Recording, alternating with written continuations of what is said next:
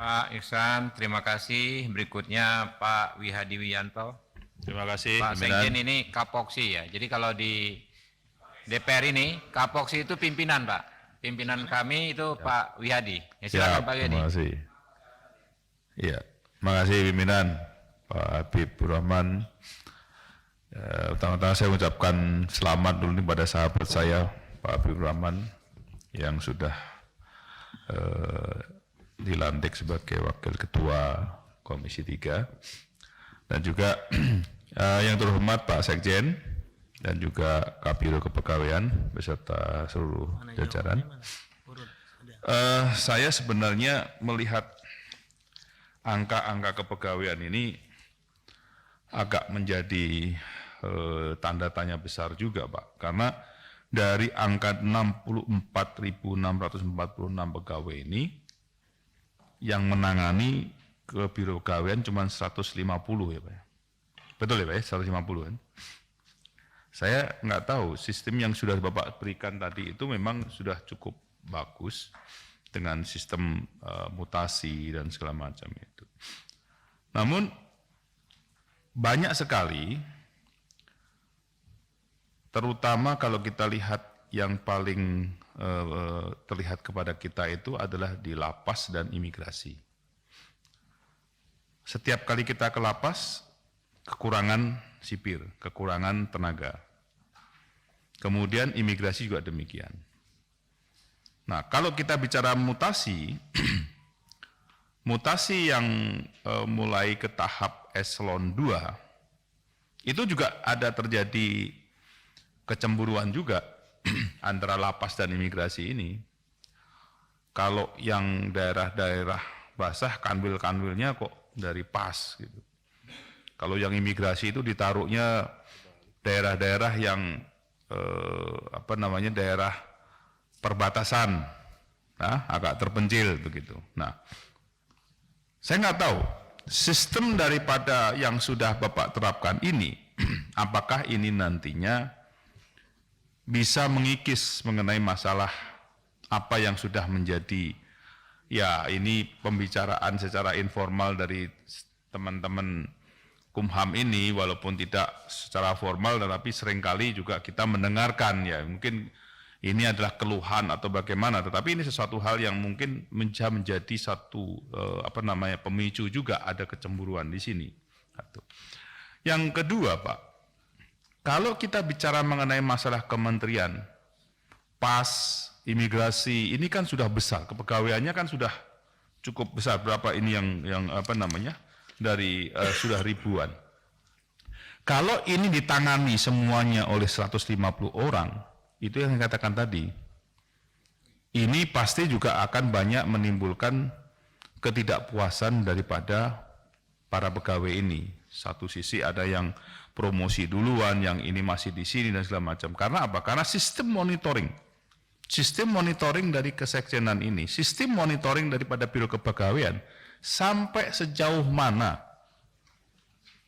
Karena permasalahannya ini adalah bahwa yang namanya prestasi dan tidak berprestasi itu kan pada satker masing-masing, pada daerah itu masing-masing, dan yang tahu itu adalah tentunya kementerian masing-masing berdasarkan laporan ini.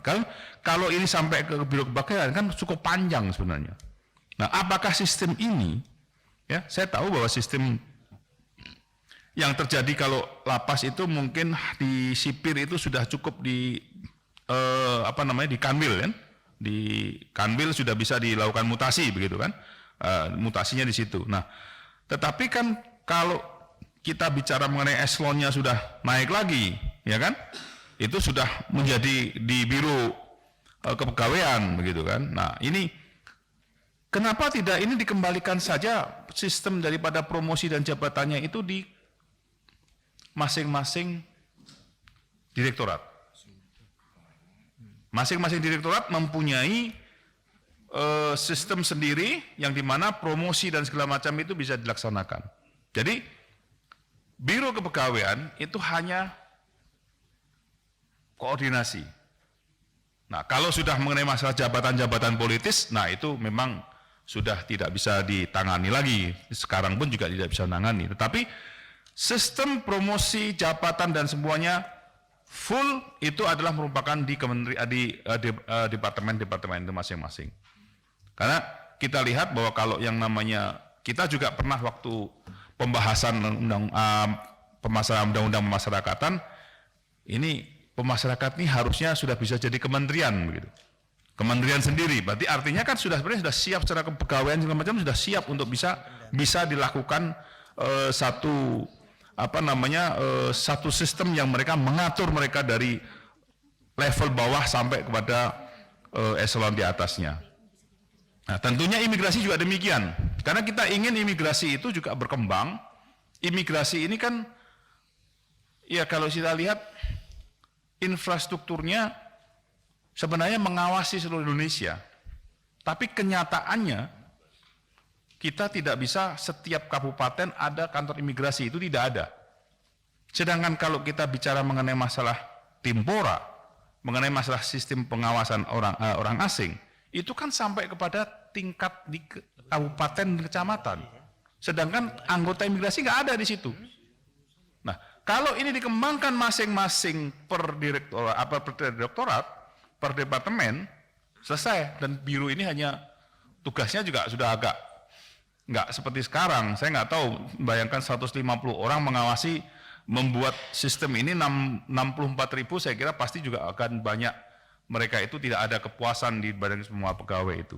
Saya kira itu saja yang Pak Sekjen yang mungkin bisa coba kita lihat ke depannya bahwa sistem yang sudah dirancang ini dan juga bagaimana ke depannya pegawai ini lebih profesional. Terima kasih.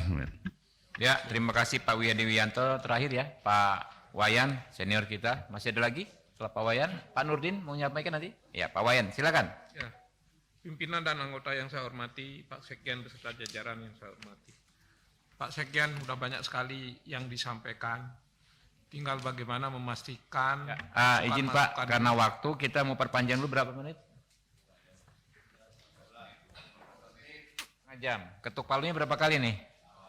Kali ya, kita perpanjang setengah jam, 30 menit. Pakat? Ketuk palu sekali. Masih magang Pak. Ya, saya tidak banyak dan saya usahakan menyingkat karena waktunya terbatas. Pak Sekjen dan Pak Kepala Biro, yang pertama topiknya mengenai pungli. Kalau bicara pungli, Bapak paham, pasti kecintaan saya pada Bapak bagaimana agar wajah Kementerian Hukum ini yang menjadi lebih kinclong. Karena itu, ini salah satu hal yang penting. Kalau lihat beberapa usaha keras dari Pak Sekjen beserta Biro Kepegawaian, kami lihat data-data bagaimana pelaksanaan tentang reformasi kultur misalnya, kan sudah berjalan bagus, jauh ya Pak ya, dan hasilnya tidak kecil. Kemudian juga pengembangan profesionalitas, ini juga serius di Kumham, kami tahu itu. Dan masalah bagaimana meningkatkan integritas pegawai juga menjadi pilihan yang penting. Dan terakhir juga bagaimana memberi penilaian pada karir pegawai. Ini bagus-bagus semua, Pak. Tapi rupanya belum sempurna, Pak. Karena itu masih ada pungli gitu. Padahal kalau pungli ini kan, kalau kita mau jujur, kalau diurut-urut kalau bicara SDM ini kan berarti ada masalah sejak rekrutmen. Saya ingin dapat gambaran itu. Kenapa rekrutmen yang ada sekarang tidak memuaskan, tidak bermuara pada hasil yang diharapkan. Yang kedua, pembinaan. Nah, yang tidak kalah pentingnya adalah pengawasan, Pak, sebagai hal yang ketiga. Apakah berhenti sampai di sana? Belum. Pegawai akan menjadi serius, menjadi disiplin, kalau tadi yang disinggung Pak Johan Budi, reward and punishment itu ditegakkan secara sungguh-sungguh, tidak pilih kasih, Pak. Yang selama ini sering jadi sorotan. Penilaian ini sering menjadi tidak objektif, bahkan banyak sekali karyawan yang bekerja bagus kurang mendapat perhatian dari segi karir sehingga melemahkan semangat mereka, Pak. Pak, kenapa saya anggap penting persoalan ini, karena seperti kejadian yang di Bali menghebohkan, kemarin sudah saya singgung dan sampaikan pada Dirjen Imigrasi, itu memang pengawasan terasa lemah. Berarti SDM kita ya belum sempurna, masih jauh dari cukup, Pak.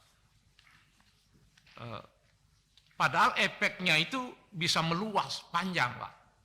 Mula-mula di tahun-tahun 60-an, 70-an itu kan di Bali, orang suka kedatangan tamu karena orang-orang Australia itu ramai sekali datang. Kenapa? Karena satu hal, Pak.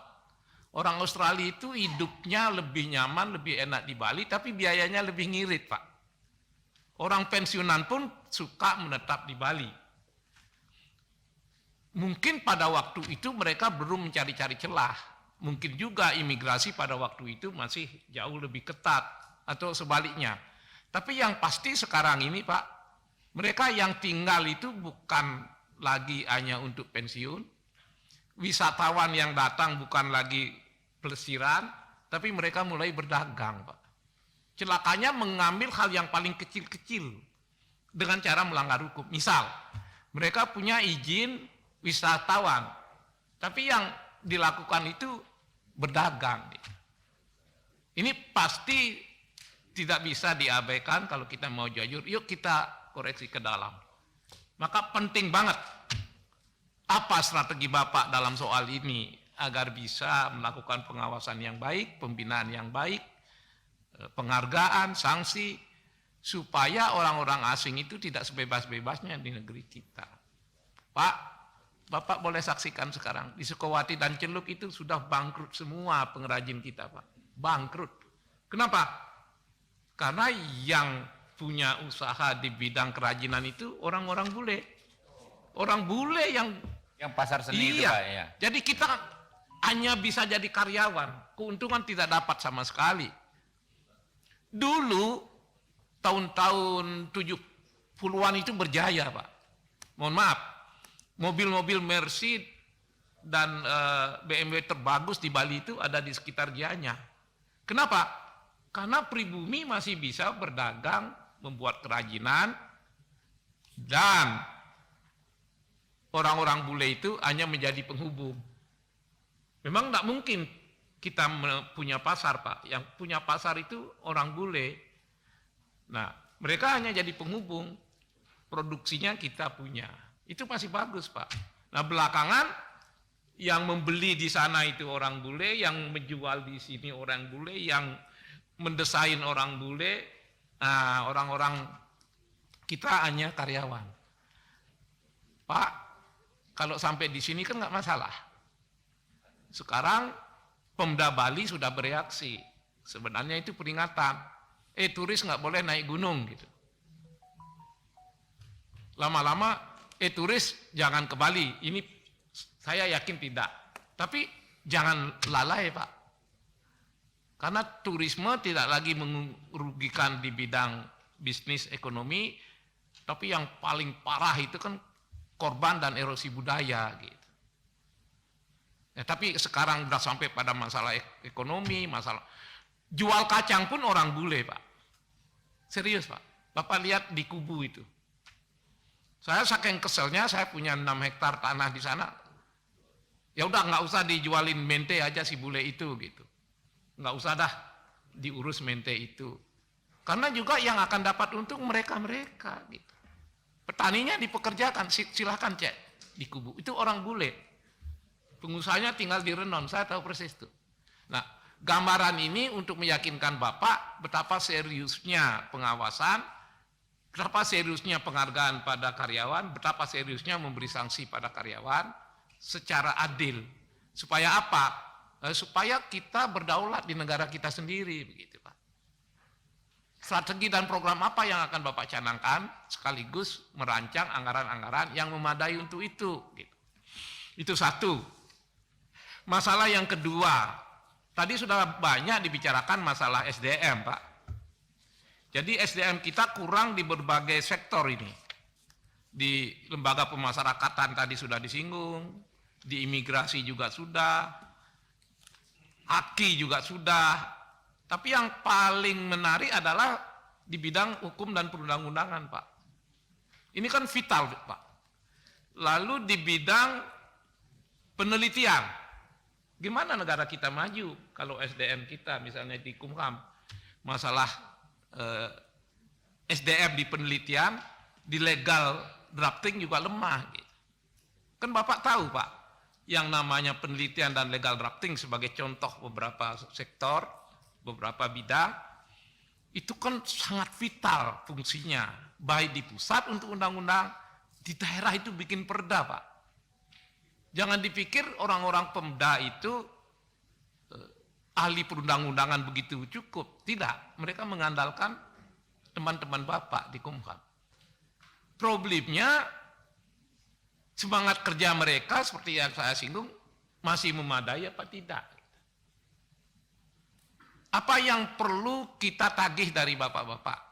Atau kita perlu minta penjelasan dari Bapak-Bapak? Ada dua hal, Pak. Pertama pasti kesejahteraan ini manusiawi, Pak.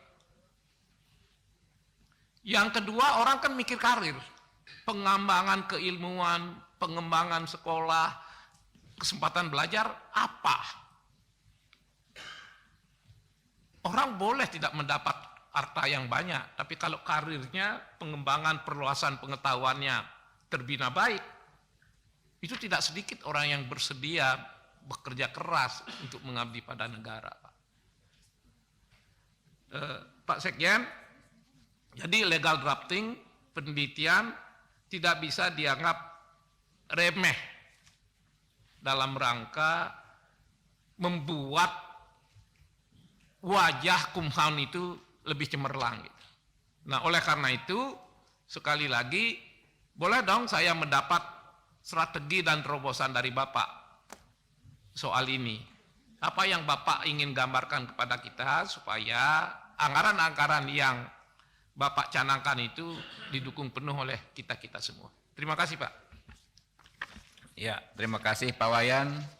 Banyak sekali masukan tadi Pak Sekjen dari Pak Wayan dan rekan-rekan, mulai dari Pak Arsul Sani, ya. Silahkan Pak Menteri ditanggapi. Mungkin untuk yang masih ada di sini ya. Kalau yang tidak ada lagi, kalau Pak Menteri tetap berkenan menanggapi nggak ada masalah. Sekjen, ya. Pak. Sorry Pak Sekjen. Pak Sekjen, ya. Pak Sekjen ya. Jadi kalau memang orangnya nggak ada, tapi Pak Sekjen berkenan menanggapi karena menurut Pak Sekjen perlu ditanggapi, monggo, silakan. Terima kasih pimpinan. Ada 10 masukan. Mohon izin pada kesempatan ini kami sampaikan terima kasih atas berbagai masukan, kritisi untuk kami ke depannya lebih baik. Kami akan menjawab satu persatu. Apabila nanti tidak terjawab, kami akan memberikan jawaban secara tertulis. Kami mulai dari senior dulu, Pak Wayan. Terima kasih Pak atas pertanyaannya. Yang pertama menyangkut masalah pungli, Pak. Dari proses rekrutmen sampai dengan proses pembinaan personil. Yang pertama kami atur di dalam mekanismenya, Pak. Dari proses awal, dari raihan prestasi itu menunjukkan bahwa kami sebetulnya sudah clear, Pak. Apakah itu menggunakan sistem JAT, kemudian juga di dalam pengolahan kepegawaian kami juga mendapat prestasi yang utama dari BKN. Di samping itu juga kami menggelorakan kepada seluruh jajaran adalah kepemimpinan yang mencontohkan, Pak. Satu hal yang sederhana, Pak. Saya selaku sekjen dalam kapasitas sehari-hari saya tidak pernah ketemu secara fisik. Artinya apa? Tidak ada transaksional. Ya, transaksional apakah saya terhadap para Kakanwil, apakah saya terhadap para yang lain. Itu sebagai wujud kami untuk memberikan pengabdian yang terbaik, Pak. Bapak nanti bisa cek di lapangan bagaimana kami, termasuk juga kami menggelorakan, Pak, untuk membudayakan sistem sosial, artinya malu berbuat Pak, sama seperti orang Bali. Jadi apabila ada sesuatu hal, contoh saja yang monitor Pak, kemarin cuti. Kami monitor seluruh Indonesia, ada 3 pegawai yang wafat. Ada kasus yang di Aceh pada saat bulan Mei tapi dimuat kembali. Ada 5 WBP yang wafat. Ada 1 kasus anggota yang ditahan karena. Ini kembali adalah bagaimana kita memanfaatkan teknologi Pak. Kemudian juga kami meng-create pengawasan dan pengendalian terhadap seluruh jajaran. Ini adalah niat kami. Kemudian yang berikutnya di dalam pengembangan terhadap beberapa hal yang Bapak sarankan tadi. Kalau penelitian sudah diserahkan ke BRIN Pak. Tetapi untuk legal drafter segala macam, kami memiliki 2 pendidikan politeknik Pak. Imigrasi, kemudian PAS. Ke depan dari alokasi yang ada, kami akan pecah kembali Pak. Ya, pecah kembali, apakah itu untuk KI, apakah itu nanti perancang Pak. Ini sekarang masih di dalam proses dan kami juga akan paparan kepada Bapak Menteri beberapa kali dalam proses, termasuk juga nanti akan mengkomunikasikan. Jadi kami juga menyiapkan Pak. Kami mengambil alokasi yang 600 pendidikan kedinasan kita akan pergunakan Pak. Kemudian yang berikutnya untuk Pak Wihadi, terima kasih Pak atas pertanyaannya. Bagaimana upaya untuk monitoring, termasuk juga mengikis, termasuk juga bagaimana empowering terhadap 150 birawai ini Pak. Di dalam dinamikanya Pak, kami berdayakan para kakanwil Pak. Artinya 150 ini sebagai tim inti. Mereka tersebar, kami bagi region ataupun rayonisasi Pak. Kami juga kontrol, tadi Bapak sudah bisa melihat bagaimana kita bisa memantau secara keseluruhan Pak. Saat ini sedang berjalan Pak, lebih dan kurang, tapi kami tunjukkan untuk niat baik kami untuk melakukan yang terbaik Pak. Kemudian yang berikutnya untuk Pak Iksan, bagaimana koordinasi menyangkut masalah SDM ya terhadap penanganan overcrowded, termasuk juga penempatan personil di berbagai bandara Pak. Yang pertama menyangkut masalah koordinasi SDM terhadap overcrowded Pak. Ini memang ada batasan yang tipis Pak. Jadi kembali kepada job description kami selaku Sekretaris Jenderal, kemudian juga unit utama sebagai pelaksana teknis. Contoh yang sederhana seperti ini Pak. Saya melaksanakan tugas sesuai dengan kompetensi tugas saya. Sebut saja menyangkut berita viral. Saya sampaikan berita viral terhadap unit eselon 1 Pak. Di dalam komunikasi kami, karena jangan sampai nanti ada miskomunikasi Pak. Saya berbicara seperti ini. Apabila ada berita viral, ini akan mempengaruhi di dalam penilaian laporan keuangan. Tugasnya Biro Keuangan. Pemeriksaan BPK kurang 0,5. Jadi kami membedakan antara teknis. Kadang-kadang juga pelaksana unit eselon 1 ini merasa tertinggung. Kenapa sih ngurusin kerjaan kami? Padahal saya berbicara menyangkut kompetensi tugas saya. Ya. Banyak berita viral terhadap ini mengurangi Pak di dalam penilaian. Alhamdulillah tahun ini kami memperoleh WBK yang WTP yang ke-14 kali Pak. Sesuatu hal yang lebih sulit karena di dalam masa pandemi bagaimana kami mengawasi, bagaimana kami memberdayakan, bagaimana kami meng-create semua itu Pak. Kemudian untuk berbagai masukan penempatan. Tadi sudah dibikin skenarionya Pak. Kami ini hanya melaksanakan amanah Undang-Undang Nomor 5 Pak tentang ASN.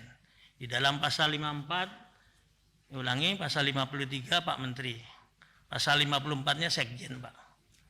Termasuk juga jawaban ke Pak Wirahadi Pak. Ya. Kami hanya melaksanakan undang-undang saja Pak. Ya, jadi kalau kita melihat sejarahnya Kementerian Hukum, pada tahun 82 ini menarik dari yang bersifat holding menjadi terintegrasi, Pak. Sebut saja kalau ngurus sendiri, Pak. Ya, menjadi sendiri, tentu akan berkurang. Berbicara imigrasi, tentu kanwilnya ada berapa. Kita bisa belajar di kementerian lain, saya tidak sebutlah, Pak. Tidak seluruhnya mencakup sekian banyak. Artinya apa? Kementerian Hukum ini sudah besar. Kalau sudah besar terus mau dikecilin lagi. Mungkin jabatan-jabatan yang di imigrasi, seperti contoh Kapusdatin kami, nggak mungkin jadi kepala biro, hanya mungkin sebatas eselon berapa ya. Seperti itu, Pak. Termasuk juga di PAS. Ya, jadi umpamanya nanti kanwil, tidak semua kanwil akan terpenuhi, Pak. Tidak semua kanwil akan. Kita lihat saja seperti Departemen Keuangan, Pak. Kan tidak semua, Pak. Tidak semua. Artinya kita berpikir secara hoki, Pak. Holistik, komprehensif, dan integral. Apabila ingin berubah, ya mungkin Undang-Undang Nomor 5 direvisi, Pak. Itu sebagai panduan acuan kami di dalam melaksanakan tugas. Selebihnya kami hanya melaksanakan ketentuan undang-undang, Pak. Tapi sekali lagi terima kasih ada atas berbagai masukan. Kemudian yang berikutnya Pak Johan Budi, digitalisasi mungkin sudah, Pak, untuk LHKPN ini sudah syarat nih, Pak. Kemudian Pak Supriyansah, bagaimana keamanan di lapas, BBP kabur, kelalaian petugas, narkoba. Sebetulnya memang kembali kepada komitmen, Pak. Sebelum ini saya menjabat di Inspektorat Jenderal, Pak, sebagai Irjen.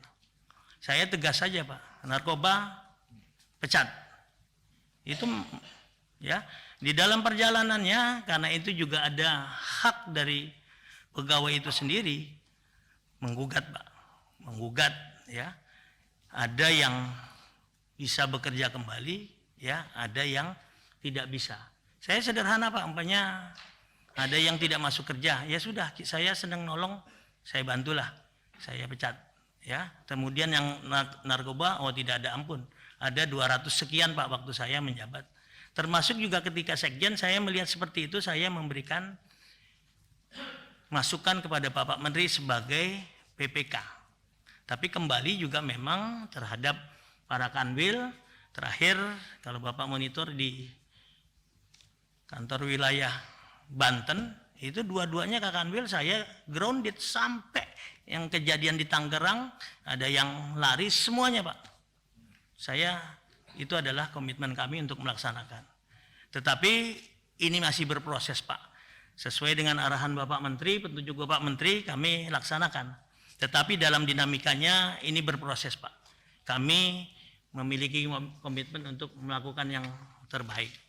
Kemudian yang berikutnya, bagaimana terobosan untuk formulasi baru menghadapi overcrowded seperti ini, Pak. Yang pertama, tentu kami di dalam pengadaan pegawai di lingkungan Kementerian Hukum, kembali masing-masing Dirjen Kepala Badan mengusulkan secara teknis, Pak, kebutuhan. Kami mengkomunikasikan dengan teman-teman di Kementerian PAN, termasuk juga kepada BKN. Artinya apa? Ya, ini sesuai kebutuhan, Pak. Ada sustainable program, ada keberlanjutan program di dalam pelaksanaannya. Kemudian yang berikutnya, Pak Dimyati. Siapa tim Baper Jakat? Tadi kayak disampaikan, Pak, di tingkat kanwil, Kakanwil. Kemudian di tingkat ses unit utama sebelum masuk kepada kami di tingkat 1. Di tingkat 1 kami, ya, kemudian Karawai memaparkan, dipimpin Pak Menteri, ada Saudara Irjen untuk ikut hadir dalam prosesnya itu, Pak. Nah, jadi seperti itu, Pak. Jadi apabila ada hal-hal, ya memang kalau sudah siap, ya, mekanisme itu sudah berjalan, artinya kembali kepada simpak itu sudah ada, tidak ada lagi, Pak. Ya, kalau semua ngisinya benar, kemudian melaksanakannya benar, selesai, Pak. Kita serahkan, karena yang terpenting pada saat itu kami matur kepada Bapak Menteri, Hal yang terpenting Pak di dalam manajemen talenta adalah tidak ada. Jadi melepaskan semuanya kepada mekanisme sama seperti mekanisme pasar Pak. Apa saja yang menjadi ya hal-hal yang menjadi ukuran kami. Yang pertama ya penilaian terhadap kompetensi, apakah itu teknis, manajerial, sosiokultural. Dari sekian banyak pegawai yang ada, kami secara bertahap Pak, ini juga melalui proses sosialisasi.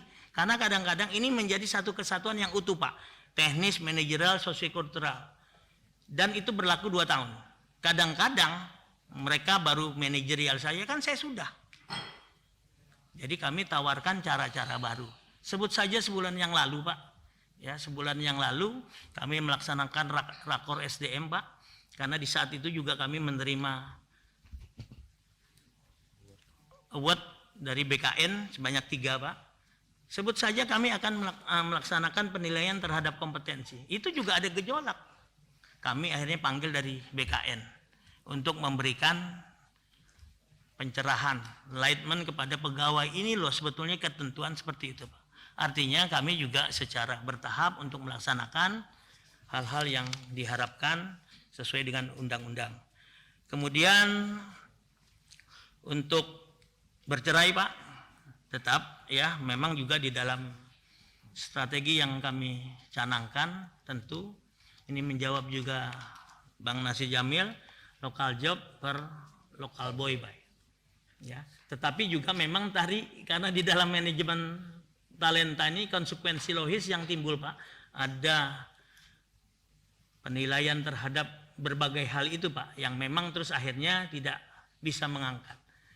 Kemudian juga ada beberapa daerah sebut saja yang diizinkan saat ini Pak di dalam seleksi sekolah kedinasan Pak. Itu grade di dalam tes CAT diturunkan untuk Papua dan Papua Barat Pak. Tapi kalau Aceh nggak dapat tuh Pak. Jadi artinya dari awal tuh Pak, dari awal kami dari proses rekrutmen itu kami sudah niat untuk ada kekhususan Pak. Kemudian yang berikutnya Pak Bimantoro, Hukdis menyangkut masa reward dan punishment. Datanya tadi.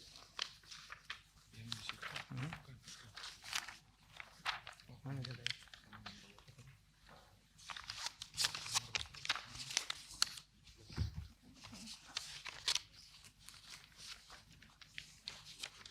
Ada datanya mana? Hukdis tadi.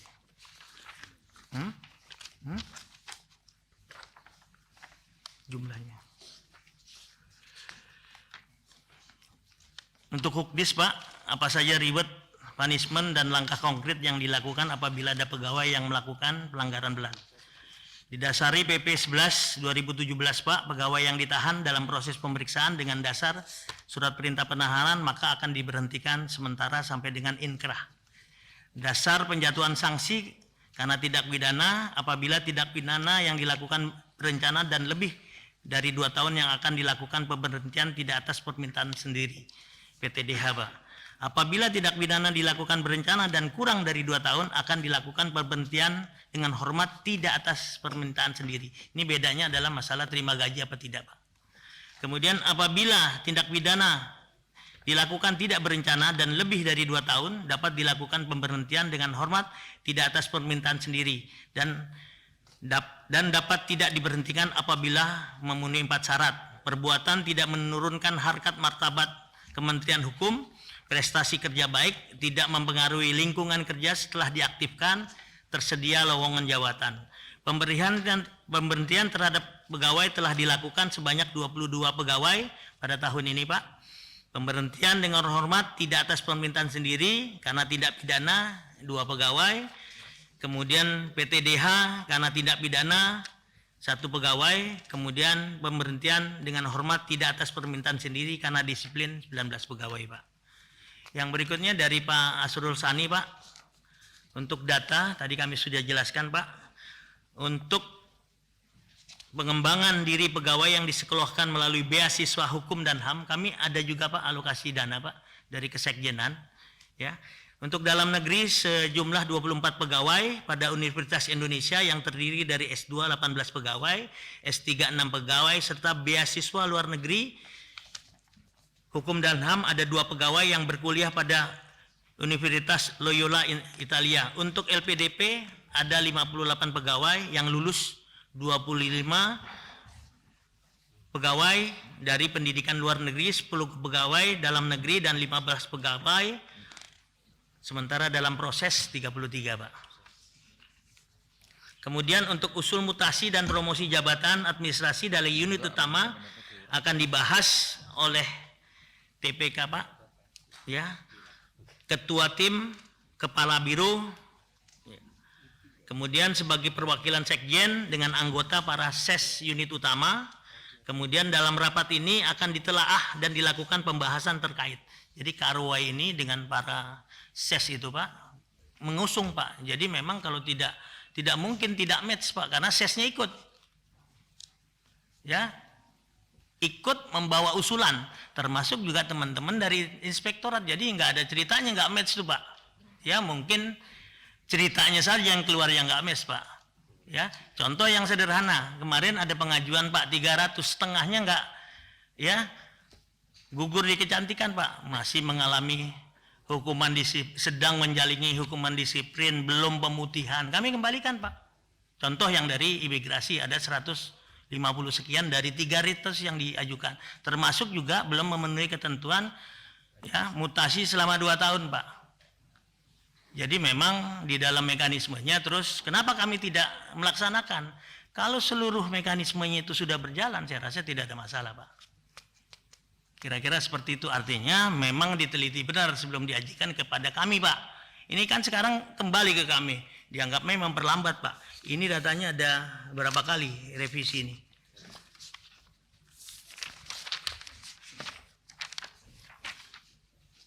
Usul awal disampaikan 6 Maret, rapat pembahasan 8 Maret, revisi usul pertama, revisi usul kedua, kemudian revisi usul keempat, revisi kelima, kemudian rapat pembahasan. Ini datanya Pak. Jadi kalau memang di dalam pemilihan, di dalam pemetaan, kalau pemetaan ini sudah selesai Pak, clear itu Pak. Tidak ada lagi cerita bolak-balik itu Pak. Kalau itu seluruhnya sudah mekanismenya berjalan Pak, insya Allah Pak, ya, Kementerian Hukum itu akan mencapai kegemilengan Pak. Termasuk juga ini bicara di imigrasi, ya, di PAS juga, ya, baru kemarin juga disampaikan Maret, revisi usul pertama, kedua, rapat pembahasan, usul ketiga Pak. Jadi jangan terus nanya ke sekjen, Pak kenapa lambat di sini Pak, kok tidak match ya. Coba di dalam pengajuan usulnya itu clean, selesai Pak, ya. Langsung ditandatangani oleh Pak Menteri, langsung ditandatangani apabila itu eselon 1. Artinya apa? Ya, artinya kalau itu semuanya sudah berjalan, tidak ada lagi pertanyaan Pak. Sebetulnya seperti itu Pak. Kemudian yang berikutnya untuk Pak Dimyati Pak, ya. Untuk penentuan tunjangan kinerja berdasarkan kelas jabatan dan grade yang diatur melalui Peraturan Menteri Hukum dan HAM nomor 22 tahun 2022 Pak. Golongan 3C ke atas yang masih menjadi pelaksana dari hasil rekap ini Pak, penata 3C sejumlah 2062. Penata tingkat 1 ya 3D berjumlah 2.739. Pembina 4A jumlah 131 Pak. Pembina tingkat 1 4B berjumlah 12. Pembina utama muda 4C berjumlah 1. Pembina utama 4E berjumlah 1 Pak. Ada yang belum selesai nih Pak? Sepertinya sudah Pak, bahkan ada yang diulang Pak, bukan diulang, apa yang satu ya, orang Pak. di... Terlalu semangat Pak Pimpinan. Ya. Kalau sudah, saya pikir kalau memang ada lagi yang ingin disampaikan bisa tertulis Pak. Ini terlalu Pak. semangat Pak Sekjen ini. Mungkin gara-gara tadi saya salah sebut Pak Menteri ya Pak ya, jadi lebih semangat. Oke, rekan-rekan, berikut kita konsep kesimpulan ya. Kita bisa ini ya, sekretariat. Nah ini. Izin Pak. Ketua, Ya, tadi silakan. saya mengingatkan Sekjen terkait dengan pasal 132. Mudah-mudahan bisa dipraktekkan Pak. Jangan sampai Insyaallah, Bang. kemudian. Dilaksanakan. Ya. Dan yang Masih ada lagi? Cukup ya? Iya. Oke, aman kata Pak Sekjen. Oke, lanjut. Ya, ini kesimpulan poin pertama. Minta tolong teman-teman. Pak Anca, baca Pak Anca minta tolong. Kesimpulan rapat dengar pendapat Komisi 3 DPR RI dengan Sekretariat Jenderal, Kepala Biro Kepegawaian dan seterusnya. Nomor 1. Poin 1, Komisi 3 DPR RI mendukung Sekjen Kementerian Hukum dan HAM dalam melakukan perencanaan dan koordinasi yang terukur dan berkesinambungan untuk mendukung seluruh tugas dan fungsi Kementerian Hukum dan HAM, khususnya dalam melaksanakan reformasi kultural dan struktural serta meningkatkan transformasi layanan publik. Ya, teman-teman, bagaimana? Pak Sekjen? Oke, nah, ada, setuju lah. Oke. Oke. Yang kedua Pak Kedua, Spriansa. Komisi 3 DPR RI meminta Sekjen Kementerian Hukum dan HAM RI agar mendukung upaya peningkatan kualitas dan integritas pegawai maupun indeks reformasi birokrasi Maupun Pak, bukan maupun. Ini orang maupun topeng, Pak. indeks reformasi birokrasi melalui tata kelola Wakil sumber rakyat daya topeng nih, Pak. manusia berbasis good government serta mendorong motivasi dan profesionalisme kerja. Oke. Ya, teman-teman. Tok ya.